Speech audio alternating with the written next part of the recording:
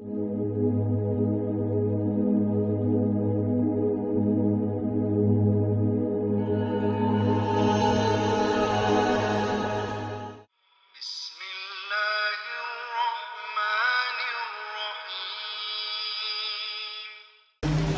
lagi tentang hukum pernikahan.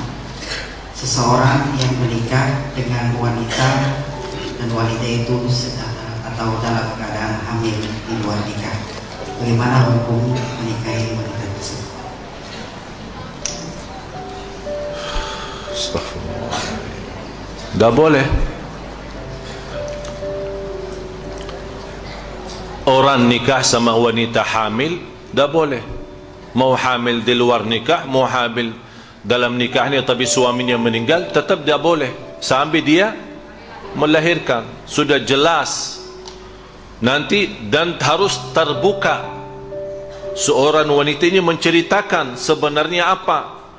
Kalau suami yang, atau calon suami yang sudah menerti berlaku calon istrinya sudah begini, apakah dia mau terima atau tidak.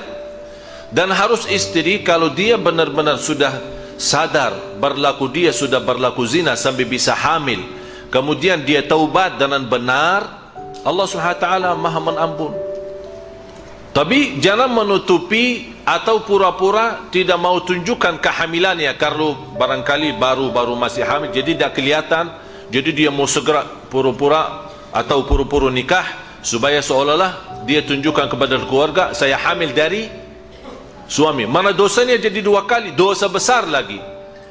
Karena akan terkait banyak soalan nanti. Soal warisan, tidak boleh dia dapat karena ini anak zina.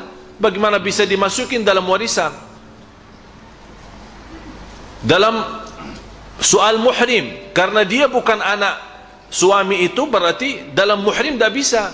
Kalau seorang suami ini dari istrinya melahirkan lagi banyak anak, di antaranya perempuan, tidak boleh ini jadi muhrimnya karena bukan anaknya. Jadi banyak soalan. Oleh karena itu harus seorang wanita seperti keadaannya seperti ini, Allah SWT tahu kenapa dia bisa berlaku seperti ini sampai bisa hamil. Tapi kalau memang dia sudah sadar ini berlaku dosa besar, ini bukan dosa kecil, ini dosa besar, dan dia tapi masih bertahankan anak yang digandung daripada buan atau dibunuh lagi. Malah sekarang ada orang sekarang kadang-kadang mempunyai masalah, mengatasi masalah, buat masalah lebih besar. Dia malah membuang anaknya atau gugurkan anaknya. Ini jadi pembunuhan. Zina, pembunuhan. Bagaimana ini hidup? Kira-kira sisa umurnya, sisa hidupnya apa?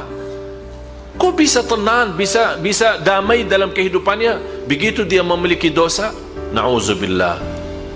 Tapi kalau dia sudah tahu berlakunya sudah dosa besar, sudah jelas, segera taubat.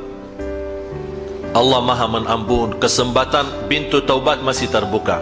Biarpun dosa kita sebesar apapun, masih Allah buka pintu taubatnya. Kembali kepada Allah dengan jujur. Kalau anda benar-benar ingin diampuni Allah dan membuka jalan baru sama Allah, di antara kejujuran itu terbuka sama calon suaminya. Kalau dah mau dinikahkan, udah tunggu Allah saja yang memberikan pertolongannya. Alasannya, kalau saya cerita nanti tak jadi nikahin saya. Dia kalau memang punya jodoh akan ketemu jodohnya, bukan hanya ini orang. Yang penting jangan kita simpan dan kita mulai kehidupan baru dengan dosa lagi, dosa berbohong. Ini bertambah banyak risikonya nanti. Bertakwa kepada Allah Subhanahu wa taala. Jadi pernikahan tidak sah. Pernikahan seorang menikahi seorang wanita yang sedang hamil tidak sah. Kalau seandainya terlanjur dia menikahi seorang wanita sedang hamil, apa itu hamilnya di luar nikah atau memang hamilannya dari suami yang benar tapi suaminya meninggal, tidak menunggu melahirkan, nikahnya itu tidak sah. Oleh karena itu ditunggu sampai dia melahirkan dan diulangi lagi ijab kabul. Diulangi lagi ijab kabul. Wallahu ta'ala.